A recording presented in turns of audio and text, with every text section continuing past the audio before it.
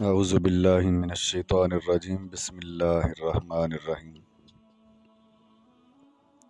ایک بزرگ ہیں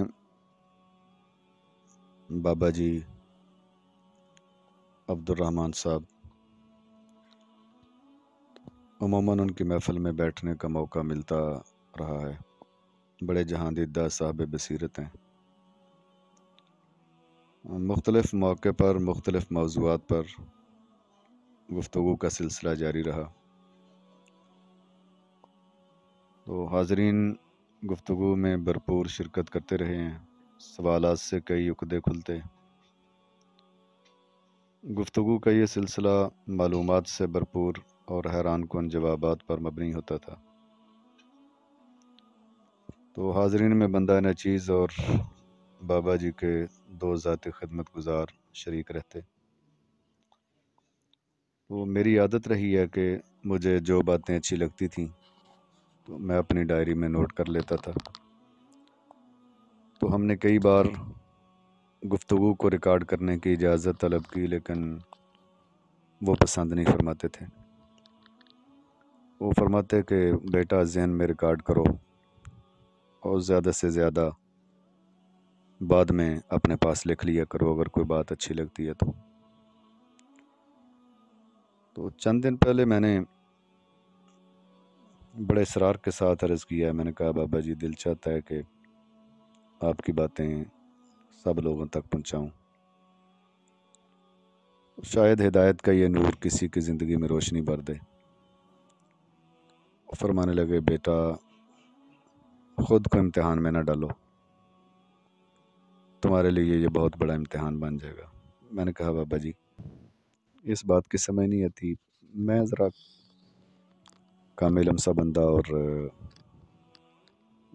اشاروں میں بات ذرا کم سمجھتا ہوں، تو مجھے واقعی ان کی بات کی سمجھ نہیں آئی۔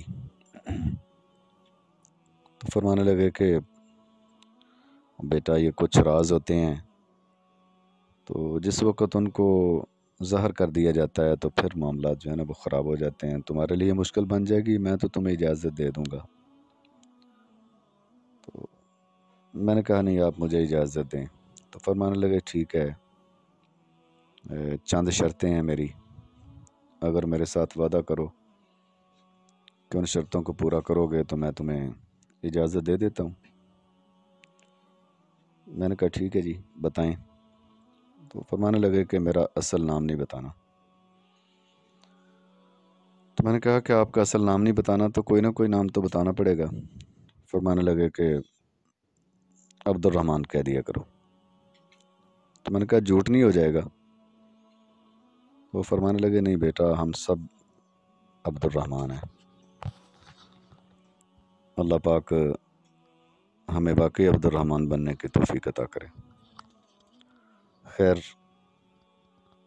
میں نے کہا جی اور کوئی دوسری شرط؟ فرمانے لگے میرا ایڈریس کسی کو نہیں بتاؤ گے۔ تیسری شرط یہ ہے کہ میری گفتگو میری زبان سے نشر نہیں کرو گے، اپنی زبان میں اس کی ریکارڈنگ کر کے ٹھیک ہے لوگوں کو بتا دیں کہ یہ بات میں نے سنی ہے۔ اور چوتھی شرط یہ ہے کہ گفتگو کرتے ہوئے اپنی ویڈیو نہیں بناؤ گے۔ اور پانچویں شرط یہ ہے کہ میرے دنیا سے جانے کے بعد بھی میری خبر، میرے مرنے کی خبر بھی اشارتاً بھی تم کسی کو نہیں دو گے۔ میرے لیے بڑی کڑی شرائط تھیں اور میں نے واقعی اسی وقت محسوس کیا کہ میں اس کے ساتھ ایک امتحان کے اندر مبتلا ہوا ہوں اور ہوں گا، لیکن اللہ کے بھروسے پر میں نے ان شرائط کو قبول کر لیا۔ تو فرمانے لگے کہ اگر ان شرائط کو پورا کرو گے تو میں تمہیں اجازت دیتا ہوں۔ اب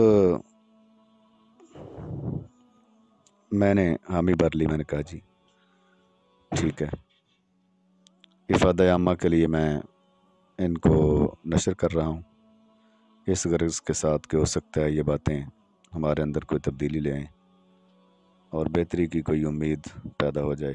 मालिक करीम अपना फ़ज़ल फ़रमाए।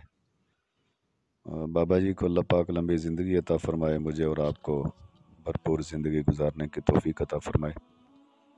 तो आज ये सिलसिले की तारफ़ी गुफ्तगू है, तो सुनकर अपना फ़ीडबैक ज़रूर दीजिएगा ताकि बेहतरी का सफ़र जारी रहे। इस गुफ्तगू को मैं अपने फ़ेसबुक पेज पर और यूट्यूब पेज पर अपलोड करता रहूँगा। तो बहुत सारे हवालों से गुफ्तगू हुई है, उलमा के हवाले से, मदारिस के हवाले से और आलम इस्लाम की जो ज़ुबान है उसके हवाले से। तो चूँकि इसका ताल्लुक़ दीन के साथ है, इस्लाम के साथ है, मेरा शोबा भी दीन ही है, मस्जिद की इमामत और खिताबत और दीन के साथ वाबस्तगी। तो इसलिए मुझे ये महसूस हुआ कि ये बातें बहुत उम्दा हैं, बिलखुसूस उलमा के लिए। तो अल्लाह की तौफ़ीक से करीम आका सल्लल्लाहु अलैहि वसल्लम की रहमत के भरोसे पर मैं इनको शाया करने का अज़्म कर रहा हूँ। अल्लाह पाक मेरे लिए और मेरे दोस्त अहबाब के लिए और उलमा के लिए और दीन का काम करने वालों के लिए इन बातों को रहनुमा उसूल बनाए। अस्सलामु अलैकुम वरहमतुल्लाहि वबरकातुहू।